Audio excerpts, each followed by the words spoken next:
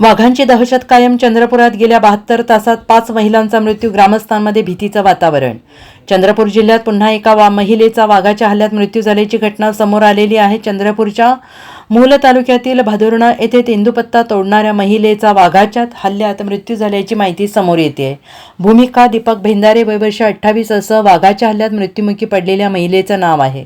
त्या आपल्या पती आणि गावातील इतर लोकांसोबत सकाळी जंगलात तेंदूपत्ता गोळा करण्यासाठी गेल्या होत्या. अशातच जंगलात दबा धरून बसलेल्या वाघाने अचानक हल्ला केला. दरम्यान घटनेची माहिती मिळताच वन विभागाचे पथक तात्काळ घटनास्थळी दाखल झाले. मात्र या घटनेनं परिसरात मोठ्या प्रमाणात तणाव निर्माण झाला आहे.